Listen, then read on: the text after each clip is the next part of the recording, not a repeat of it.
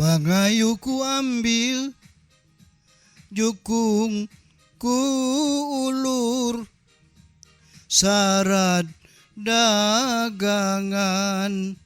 sarba parampahan, uya asam bawang, pancarakinan.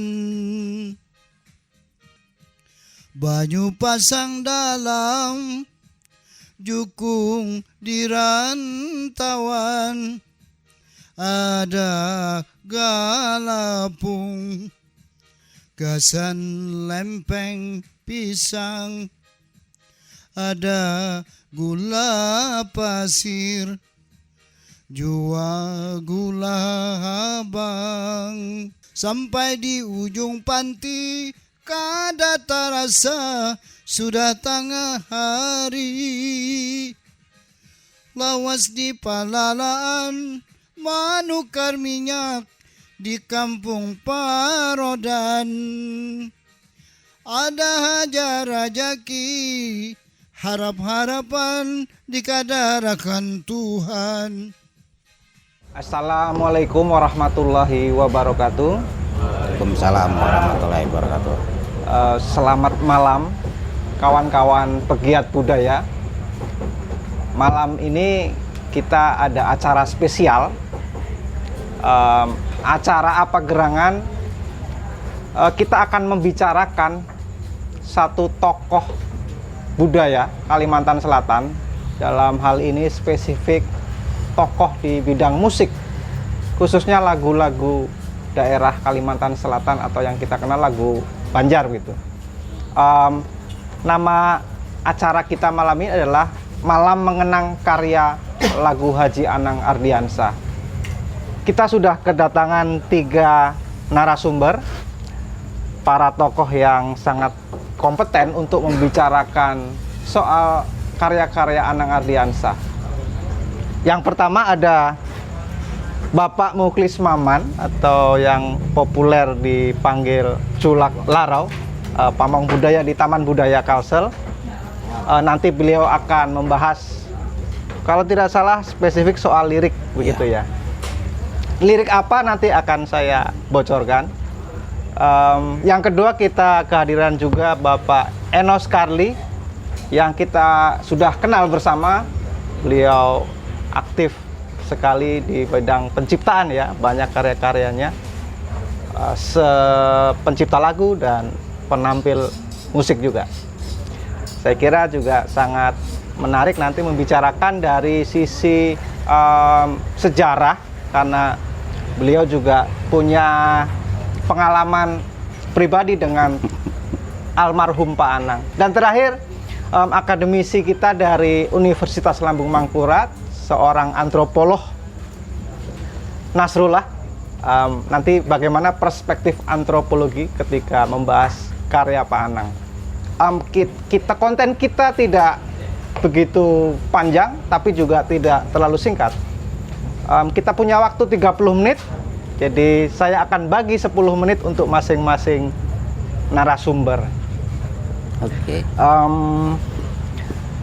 Tema kita sebenarnya hanya satu dulu sebagai pemanasan, yaitu karya Pak Anang yang paling awal atau karya pertama beliau, yaitu Pancarekenan.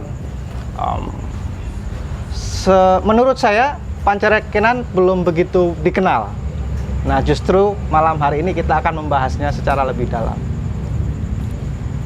Pertama, untuk yang pertama mungkin ke Pak Enos. Dari sisi tadi pengalaman Bapak, silakan. Masih. Assalamualaikum warahmatullahi wabarakatuh. Waalaikumsalam warahmatullahi wabarakatuh. Saya dapat porsi tadi saya cagat waknya sejarah. Jadi lebih tepatnya barangkali dari segi yang saya tahu lah. Jadi saya mengenal Pak Anang ini memang sejak kuliah, ya, itu dulu. Nah, beliau ini memang menciptakan atau mengarang lagu awal itu ya yang tadi dinyanyikan Bang Ulis dan kawan-kawan Pancarekenan. itu tahun 58. Jadi 57 itu beliau sudah mulai bermusik di Jawa ya, Surabaya. 58 mencipta Pancarekenan. Di 59 itu ditawarkan ke Rindang Banua. Lagu Pancarekenan tadi. Ternyata diterima sama Rindang Banua. Nah, tapi di perjalanannya Pancarekenan ini memang saya sendiri tidak pernah mendengar lagu itu. Artinya di kaset maupun di radio-radio lah. Nah, jadi kalau tentunya yang saya ambil ini poin-poin penting, artinya di samping tadi nanti jumping aja kita, tidak usah runut. Artinya apa? Pak Anang ini kalau bagi saya ya, ini ada sedikit apa rumusnya lah, perukunan kitabnya. Beliau di mata saya, barangkali kawan-kawan juga sepaham itu, sederhana ya, dan ada kemampuan. Diteruskan dengan diteruskan dengan kemauan. Jadi kita biar mampu kalau ada mau kan. Tuh. Nah, seorang Anang Ardiansyah ini diberikan anugerah yang sangat luar biasa. Beliau talentanya, karena mana beliau ini setiap mau bikin lagu, mengarang, itu selalu terencana dengan baik. Jadi mohon maaf, tidak asal-asalan. Jadi mulai, ya kadang-kadang kurang lebih kita lah, bisa judul dulu. Nah, tapi beliau ini memang kebanyakan hampir 90% yang saya tahu, dia judul dulu beliau. Jadi dari judul itu yang lalu di apa istilahnya? Diolah. Nah, jadi dapat judul, materi lagunya bagaimana, isi liriknya, sampai ke penyanyinya. Jadi beliau bikin lagu tuh, oh ini harus ini penyanyinya. Nah, dan yang menarik lagi, kalau ada kawan-kawan ada punya albumnya yang Banjaris itu, string Banjaris, itu penyanyinya orang Malang, asli wong Jawa, sebulan aja jadi latih beliau hilang Jawanya. Nah itu luar biasa di Malang ya. Mana Puannya kan ada Puan Suryanata. Nah itu, terus jangkauan beliau berimajinasi. Jadi kita berimajinasi itu kan ya barangkali kayak mahayal ya, tapi yang dihayal beliau itu fakta kehidupan. Jadi bukan mahayal yang ini, menghayal untuk melahirkan sebuah karya yang benar-benar mumpuni. Artinya apa ya, memang ada edukasi, masalah moral, akhlak dan sebagainya, bakti sama orang tua, ya, kepekaan terhadap lingkungan masyarakat juga, terutama masyarakat menengah ke bawah. Itu beliau luar biasa ya. Nah, dan yang paling penting bagi beliau menjaga kualitas kekayaan ciptanya. Beliau menjaga kualitas. Jadi oleh sebab itu saya sering sambil berpandai dan menjulak. Ya kita bukan mengkultuskan Panang ya, tapi ini fakta. Saya rasanya beliau itu kalau di media kan 113 jumlah lagunya, padahal banyak lagi. Ada 1, 2, 3 banyak. Masih banyak lagi. Nah, jadi apa? Rasa-rasanya lagu-lagu Panang yang sekian ratus tuh hampir-hampir nyaman semua, ya nyaman. Artinya apapun. Jadi karena apa? Beliau kekuatan di Anasir lagu itu yang memerlukan, karena kita kembali tadi, kita inilah gimana sentuhan lagu Banjar supaya ini berasa, oh ini lagu Banjar. Nah beliau diperkuat di Anasir tadi, aransemennya bagaimana, alat musik yang dibunyikan apa, jadi benar-benar direncanakan secara matang ya. Nah di samping itu keseharian beliau memang humoris, tapi kalau lagi begawi jangan coba-coba. Karena saya ya untung saya tidak pernah kenal lah, kalau yang lain ada lah, nenek salam tempel ini ya. Nah itu beliau humoris, tapi kalau sudah begawi wibawanya keluar. Nah yalah, kita bertanggung jawab dan disiplin. Jadi waktu kami di Tigarun, beliau itu sudah di situ dulu, misalkan tik vokal ya sore atau habis maghrib, nah, beliau sudah ada di situ, malah kita yang keteteran. Nah itu yang teladan begitu ya. Nah, di samping itu selalu melakukan pendalaman terhadap objek-objek yang akan diolah beliau. Jadi satu contoh ya, ada beberapa lagu, tapi yang paling ingat, kita berjalanan ke Kandangan. Nah, saya sampaikan kemarin. Nah, jadi di pinggir Sungai Amandit itu ada warung. Jadi warungan aja. Ternyata kebetulan Sanjak Kuning dan ada labu kah waluh. Nah, perhatikan. Ya, off record artinya perhatikan ini. Saya sama Manca sama kawan-kawan cuma perhatikan kembang waluh tadi. Ternyata begitu mulai redup matahari, ya, waktu matahari mau redup, masih Sanjak Kuning ini memang melarak, mekar. Kalau bahasa anunya itu kan mekar. Nah, artinya beliau itu memang sampai hal-hal begitu dia cermati. Lahirlah Sanjak Kuning itu. Nah, jadi entah mitos entah apa, artinya kalau kembang waluh ini melarak, jangan coba-coba gadis-gadis darah-darah yang abigi-abigi keluar rumah lah. Itu konon katanya bisa kena. Jadi inspirasi Sanjak Kuning itu dari pengalaman melihat mekarnya bunga waluh itu ya? Iya. Nah itu, ya. Jadi ada beberapa lagu beliau memang yang sebelum ini istilahnya diolah di apa tuh ya setengah ritual lah, karena berbau-bau kita nggak ngerti. Intinya beliau itulah, kalau mencipta dijaga betul anunya, dan kalau bisa saya simpulkan beliau adalah pionir. Karena terus terang kenapa pionir? Beliau itu pernah punya studio sendiri, ya, recording Tigarun tadi, kreator. Barangkali kawan-kawan sudah tahu, Pak Anang itu pernah menggarap peramen lagu di Grand Restoran. Jadi Batu Raya di Bono Banjar anunya temanya. Beliau yang anunya istilahnya apalah. Itu era kapan itu, Pak? Tahun 90 lah, kalau nggak salah persis tahun 90 itu. Nah, terus kenapa saya bilang inspirator bagi generasi pewaris? Itu tadi. Dan mendirikan semacam pendidikan kan? Bukan di samping studi, mengajar Bina Pokalia. Iya. Lahirlah itu yang ya seperti Pipi ya, Wartini almarhum, banyak itu Rosi. Ada kurikulumnya. Ya, bahkan Mance sendiri sudah tetap kursus di beliau. Nah, itulah anunya, barangkali itu loh. Berarti punya kepedulian kepada generasi selanjutnya ya. Kalau tadi secara umum karakter-karakter Pak Anang yang luar biasa, saya kira. Nah, terkait tema kita Pancerekenan itu, menurut informasi dan pengalaman Pak Enos, apa yang bisa kita gali dari lagu yang pertama itu dari sisi Pak Enos? Ya itu kalau kan kebetulan nanti ada anunya visual barangkali. Itu membicarakan artinya orang berniaga ya, berjualan di pedukuhan di Jukung. Nah, dari negara ke rantauan-rantauan. Kenapa?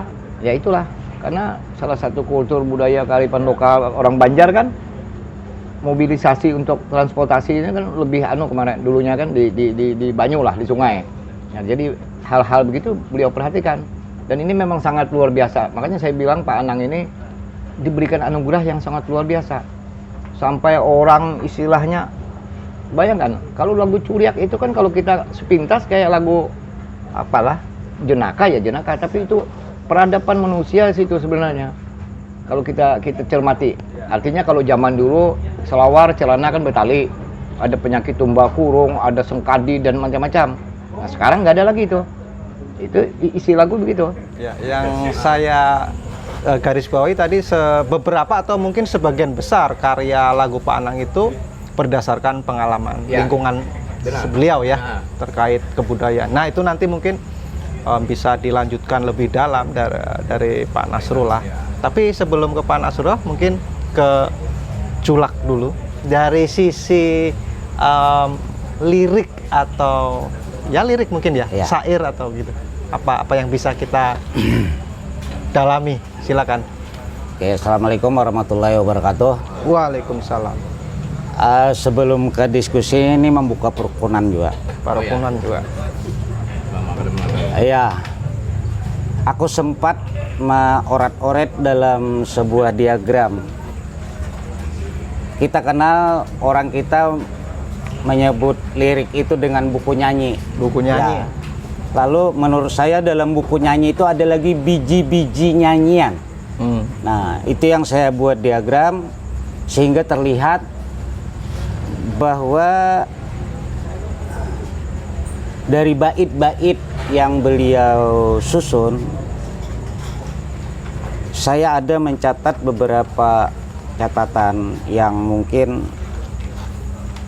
tapi sebelumnya dulu saya menjelaskan bahwa pancarakenan itu satu kata. Ya. Kalau orang menyebut pancaraken pasti tidak ngerti. Tapi kalau pancarakenan pasti ngerti. Itu satu kata. Walaupun asal kata mungkin ada yang panca atau reken dan seterusnya. Tapi menurut saya itu adalah satu kata. Yang artinya adalah berbagai bahan bumbu dapur. Kalau di Sunda saya lihat ada kata pancaraken. Pancaraken itu peralatan dapur. Sementara kalau kita di Banjar, pancarakenan itu macam-macam bumbu dapur. Nah, sehingga katanya itu ya bumbu dapur. Asal katanya dari itu. Nah, sehingga dalam lirik lagu ini saya melihat ada dalam bukunya, terus maksud saya dalam biji-biji nyanyian itu terjadi perselisihan. Dalam diagram saya, ya perselisihan. Boleh kita lihat pada liriknya nanti pada bait 1, bait 1, bait 2, pada baris pertama di situ ada jukung ku ulur, jukung ku ulur.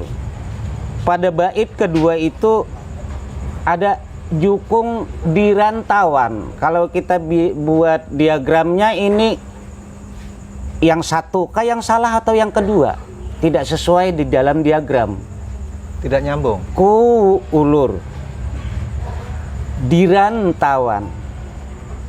Harusnya ku kan satu suku kata. Di situ diran berarti dua suku kata. Ini terjadi perselisihan menurut saya. Pemenggalan katanya ya. Penambahan di dalam suku kata pada lagu itu. Terus pada bait pertama, bait kedua juga pada baris ketiga itu di situ ada tertulis pancarekenan. Sementara di bait kedua itu tertulis jua gula habang. Lebihan. Gula dua suku kata, di situ rekinan. Re-nya kurang kayaknya. Nah, ini menurut saya. Jadi saya bikin diagram. Jadi biji-biji nyanyiannya ada perselisihan. Entah apa sengaja atau tidak, saya kurang tahu sebentar. Kemudian pada bait setelah rep ada bait 1, 2 dan 3. Di situ kada terasa tengah hari. Tengah hari. Kemudian masih satu jalur dengan bait keduanya, Kampung Parudan. Kampung Parudan itu masih sama, tetapi yang terselisih di sini adalah pada bait ketiga, dikadarakan Tuhan. Lebihan, berlebih dalam diagram. Sehingga menurut saya ini adalah apa sengaja atau sehingga di dalam lagu kalau orang Banjar itu menyambut pingkalan, kada mulus. Ini mengkritisi dari lirik lagu Panang. Nah, tetapi pada sisi lain saya melihat gaya bahasa yang digunakan di sini adalah majas klimak. Apa itu majas klimak? Ya, majas klimak itu dari hal yang pangayuh kok ambil. Kenapa kada jukung yang dulu diambil? Artinya pangayuh dulu baru jukung. Ini klimak. Ya. Pangayuh kok ambil, jukung kok ulur. Ini terurut dari hal yang kecil menjadi besar. Kemudian di situ disebutkan lagi syarat dagangan, sarba perampahan disebutkan. Kemudian pada bait keduanya tadi kan banyu pasang dalam, jukung di rantauan. Sebenarnya kalau kita melihat harusnya uraian, tetapi beliau mempertegas pada bait pertama. Pengayuh ku ambil, jukung ku ulur. Harusnya diteruskan dengan banyu pasang dalam, jukung di rantauan. Karena berikutnya tadi kan sebutan lagi terhadap isi perampahan, isi pancarakinan. ada ada galapung, gesan lempeng pisang, ada gula pasir, juga gula habang. Ini semua kan rempah-rempah. Ya. Tetapi bait pertama dan bait kedua ini sangat erat konteksnya, terhubung sangat jelas. Tidak terpisah antara bait pertama dan bait kedua. Nah, itu yang saya lihat. Jadi rangkaian kalimat dalam bait pertama dan kedua itu terlihat sangat kuat hubungannya. Berikutnya saya mengamati itu pada dialek dan aksen. Dialek dan aksen ini beliau konsisten menggunakan Kuala dan Batang Banyu. Dua dialek itu ya. Ya. Orang Kuala dan Batang Banyu contohnya menyebutkan pancerekenan, kada mungkin pancerikinan. Atau parodan. Sangat jelas aksennya parodan. Padahal kalau orang biasa mungkin menyebutnya parudan. Ya. Di situ sangat jelas parodan. Atau apa? Sampai di ujung panti. Berbeda dengan aksen yang di hulu. Di hulu itu pasti di ujung panti. Kalau di sini di ujung panti. Ya. Haknya tidak ada. Itu membuktikan bahwa beliau konsisten dengan dialek dan aksen Banjar Kuala dan Batang Banyu. Ya.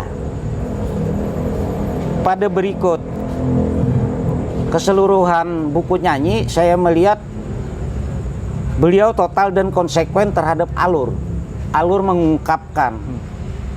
Ini tadi akhirnya saya berani menyatakan bahwa ini adalah majas klimaks. Awal terus sampai rawan tahun, lawas di Palalaan, nukar minyak di Kampung Porodan, terus ada Hajar Rajaki, harap-harapan dikadarakan Tuhan. Terus berikutnya penutupnya pengayuh ku ambil itu panggawian. Ya. 2 kali pengayuh ku ambil itu panggawian di tengah rantauan. Kalau kita melihat rantauan ini istilahnya adalah dari dukuh ke dukuh. Di sungai itu dari dukuh ke dukuh itu namanya rantauan. Sendirian lah. Berarti beliau itu adalah sorangan jelas ya, sendirian, tetapi saya melihat beliau konsekuen dengan alur. Ya. Punya alur Ya, yang tidak pecah maksudnya. Terkadang kan orang tidak mengontrol, membuatkan lirik itu bisa pecah. Kadang-kadang. Kalau alur yang konsisten dan itu memperkuat buku lagu atau lirik tadi. Ya. Tadi sebelumnya kan ada semacam kritik itu. Itu bagaimana? Apakah mengurangi keutuhan makna dari alur itu atau bagaimana? Ada yang terpingkal mungkin bagi Jaki yang menyanyikan. Saya melihat yang terpingkal itu adalah pada saat bait ketiga setelah rap. Ada Hajar Rajaki, harap-harapan dikadarakan Tuhan. Itu pasti sulit menyanyikan. Pasti sulit. Karena kelebihan. Bisa saja sebenarnya dikadarkan Tuhan, tapi kalau dikadarkan Tuhan kan bukan bahasa Banjar. Sudah ke Indonesia. Lalu kalau mau ke Banjar ya dikadarakan Tuhan. Agak sulit. Artinya tadi saya menangkap dari struktur bahasa itu ada yang tidak pas mungkin ya, kelebihan begitu. Iya. Tapi ketika menjadi sebuah rangkaian lagu, kemudian dia bisa punya alur yang kuat. Ya. Gitu. Jadi Itu begini, menariknya mungkin. maksud saya di sini kan dalam diagram saya untuk biji-biji nyanyiannya terselisih, ada perselisihan. Ya. Tetapi piawai sekali Pak Anang di situ. Kepiawan Pak Anang ya. terhadap kekurangan dan kelebihan di dalam perselisihan. Iya. Ini. Tetapi yang mungkin yang agak sulit dikadarakan Tuhan itu kalau menurut saya mungkin ya agak sulit sebenarnya. Tetapi Pak Anang ketika kita dengar audionya menyanyikannya cukup piawai beliau mencuri dari kata itu. Ya. Itu ada tekniknya. Ada teknik tersendiri. Berarti beliau seperti yang saya katakan bahwa beliau memang ahli suara. Ya. Ahli suara. Jadi bagaimanapun beliau mencuri napas, mencuri apa di dalam menyebutkan kalimat. Saya kira ini maksud itu, saya. itu Ya. menambah tadi wawasan kita Ya. bersama ya soal lirik. Mungkin bukan mungkin ya, pasti sudah ada di depan kita yang narasumber terakhir akan menanggapi atau lebih fokus ke soal apa ya, sisi kultural atau antropolog atau apa. Silakan Pak Inas. Terima kasih Mas Sumasno, Pak Enos dan Julak Muhlis. Ini saksi hidup di mana dan bagaimana proses berkarya Pak Anang. Kesempatan ini ulun ingin fokus membahas Pancarakenan tadi. Sebagai seorang akademisi, satu pertanyaan muncul dulu. Layakkah lagu ini diteliti? Terlepas bahwa beliau itu seorang maestro, seorang penyanyi terkenal, layak atau tidak? Nah, Pancarakenan ini ulun riset tahun 2001. 2 tahun yang lalu, ini 2008. Ini 2018. Risetnya tanpa mendengar lagu, baca teks, dan saya mencarter kelotok, termasuk ngajak Bang Rizwan berputar dari Pasar Lama ke lewat sungai ini, Muara Barito, tembus di Pasar 5. Jadi kita ingin dapat feeling dari lagu itu. Selain lagu Pancarakenan, sebenarnya ada lagu lain termasuk Palita juga. Ini kita ingin tahu apa sih sebenarnya, kalau teksnya sudah tahu, tapi konteksnya apa? Ya. Maka parukunan juga ada 3 hal untuk memastikan ini layak diteliti. Pertama, lokalitas tentu saja. Tapi lokalitas saja hanya untuk orang Banjar. Tapi kedua, kita ingin lihat ada tidak pengetahuan di situ. Yang ketiga, coba kita tabrakan dengan ideologi global. Ada nggak pertemuan atau pertentangannya dengan ideologi global di balik lagu dengan syair Banjar itu? Nah, kita mulai dari satu. Jelas ini bicara lokalitas Pancarakenan. Tapi lokalitas ini menggambarkan orang Banjar itu manusia sungai. Nah, itu manusia sungai. Di mana letak kesungayannya? Pak Anang menjelaskan sebenarnya eksposisi ya, memaparkan. Jadi secara bertahap, Pangayuh ku ambil, Jukung ku ulur. Nah, tapi memang ada pembalikan, syarat dagangan. Berarti sudah disiapkan. Jukung itu sudah ready. Sudah ready untuk berangkat. Itu dari segi dan itu perjalanan. Nah, kemudian di mana letak pengetahuannya? Letak pengetahuan dari teks lagu ini, dia bicara sebenarnya satu apa ini ya? Banyu pasang dalam. Itu dia bicara soal ekologi. Jadi ada kepatuhan kita bahwa kapan berdagang itu artinya berdasarkan banyu pasang, dan kada hanya pasang, dalam. Nah, ketika banyu pasang dalam berarti ada pemaknaan soal waktu. Tapi waktu bukan dalam hitungan jam, tapi musim pasang. Kenapa banyu pasang dalam? Berarti ada eksplorasi terhadap daerah-daerah. Kalau banyu pasang aja mungkin tidak masuk sampai pelosok-pelosok terkecil. Jadi di sini sekali lagi ingin menjelaskan bahwa ada momentum yang harus diambil. Itu soal kandungan pengetahuan itu. Ya, pengetahuan tentang ini. Jadi orang Banjar harus patuh pada masa lagu itu. Harus patuh dengan waktu, bukan satuan jam, tapi satuan pasang dan surut. Ulun kira di situ letak pengetahuannya. Oke, coba kita tabrakan ini dengan pengetahuan global. Ini lagu Banjar kan? Kalau lagu Banjar bicara tentang orang Banjar kepada orang Banjar, selesai cerita lagu ini. Tapi bagaimana kita melihatnya secara antropologis. Mungkin Pak Enos, kalau orang di Sperindak itu ada konsep one village, one product. Nah, di lagu Pak Anang ini tahun 50 berapa? 58 ya. 58 orang Banjar itu sudah punya konsep one village, one product. Kita lihat di mana konsep itu.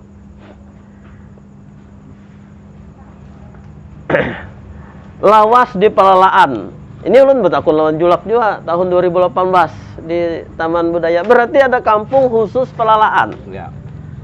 Jadi satu kampung one produknya Pelalaan. Kemudian di kampung Parudan, one produknya Memarut Nyiur. Ini orang Banjar sebenarnya dari dulu ada spesialisasi keahlian tiap kampung. Nah, ini juga kalau kita baca dalam masa sekarang, sebenarnya usang one village one product itu karena sudah dilakukan. Tapi persoalannya apakah ini berjalan nih konsep ini? Pak Anang sudah meletakkan itu dalam lagu. Oke, kita tabrakan lagi dengan yang lebih konsep religiusnya. Ini ada Bang Hajri, mana Bang Hajri ini? Mana semuanya? Ada kalimat yang sangat menggugah ulun. Ada haja rajaki. Dikadarakan Tuhan. Jadi ini kan motivasi ekonomi dipotong dengan religiusitas. Ada haja rajaki berarti orang Banjar tidak melakukan eksploitasi dalam bekerja. Jadi berakhir tuh. Ada haja rajaki. Dapat atau kada dapat, yakin, ada keyakinan, ada rajaki. Nah, apa yang didapatkannya selain aspek religiositas itu? Di sini sebenarnya ada konsep pertukaran di situ. Jadi dia jualan pancarekenan tadi, ulun membayangkan itu produk yang belum diolah. Termasuk sembako ya, ada bawang putih, bawang merah dan lain sebagainya. Tapi mampunya Pak Anang menangkap hal sepele. Tapi itu luar biasa. Dalam antropologi itu dinamakan exchange, pertukaran. Tapi bagi masyarakat umum barter. Di sini menukar minyak di kampung Parudan. Ya meskipun ada dengan perantara uang. Jadi si penjual ini tidak disebut tokohnya aku atau siapa, itu kan hilang nih tokohnya di situ. Di dalam teks itu hilang. Artinya begitu dia menjual, dia tidak kembali dengan hanya dengan uang, tapi dia kembali dengan produk jadi. Manukari minyak di kampung Parudan. Nah, sedikit ulun sambung dengan lagu Sanja Kuning. Jadi Pak Anang itu mengembalikan si Galuh dengan membawa Tampulu Melarak Sanja, Ya, Kambang Waluh. Kambang Waluh. Berarti ada souvenir yang dibawa pulang, termasuk tadi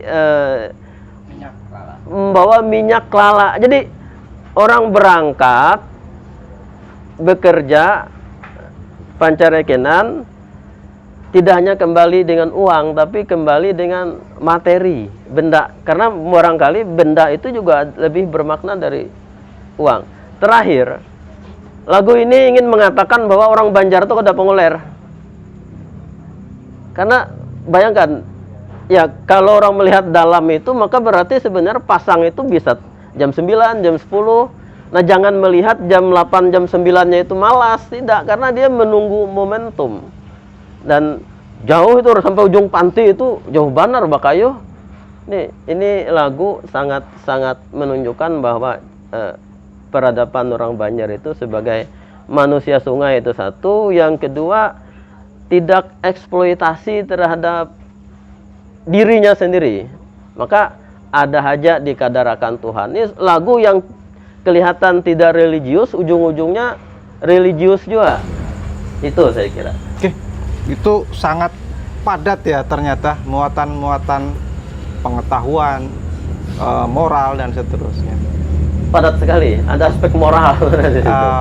Sayangnya waktu kita tidak memungkinkan untuk membahas itu lebih dalam. Barangkali akan kita lanjutkan nanti di sesi yang akan datang. Tapi untuk mengakhiri sesi kali ini mungkin ada semacam kalimat kunci atau apa ya, pendapat penutup begitu terkait tema kita malam hari ini, pancarekenan. Dari Pak Enos, apa yang bisa disampaikan di sesi penutup ini? Ya, kalau saya menarik satu benang merah dari lagu Pancarekenan ya. Pertama itulah karya beliau awal. Jadi namanya awal itu kan ya terlepas dari eksperimen dan sebagainya, rasa Banjar beliau sudah muncul. Jadi rasa Banjar minded Banuanya luar biasa dan semangat beliau, dan itu terbukti. Beliau sampai di ujung usia tetap eksis ya, tetap eksis. Dan orang itu seperti Pak Anang ini orang yang tidak kalau bisa tuh rami terus. Nah itu dia nggak bisa kesepian ya. Kami dalam artian untuk berkarya sama kawan-kawan semua. Barangkali itu. Baik. Culak. Kalau aku ini aja utamanya pada lirik. Mungkin tidak semua orang mampu piawai mencuri lirik-lirik yang terselisih itu tadi. Tidak semua orang. Saya sangat, setelah saya bikin diagram itu, yang terkesan adalah oh ternyata Pak Anang Ardiansyah sangat piawai mencuri. Ya, mencuri di dalam nada, mencuri di dalam teknik pengucapan dan seterusnya. Itu yang saya lihat. Oke. Terakhir, Pak Inas. Lagu ini sudah lama sekali, tapi bisa jadi refleksi kita lah, bahwa alam ini sudah berubah, sistem transportasi sudah berubah, untuk mengingat kita. Dan terakhir, pesan moralnya itu tadi, ada aja dikadarakan Tuhan, jadi tidak perlu kita eksploitatif, itu tidak perlu dalam hal ekonomi. Baik, terima kasih, waktu kita sudah habis. Saya tidak perlu menyimpulkan, silakan kawan-kawan menyimpulkan sendiri masing-masing. Hari ini kita mengawali pembicaraan kita soal tokoh-tokoh. Ke depan kita akan membahas tokoh-tokoh lain di Kalimantan Selatan. Saya Sumasno Hadi mengucapkan terima kasih kepada teman-teman yang sudah menyimak. Assalamualaikum warahmatullahi wabarakatuh. Salam.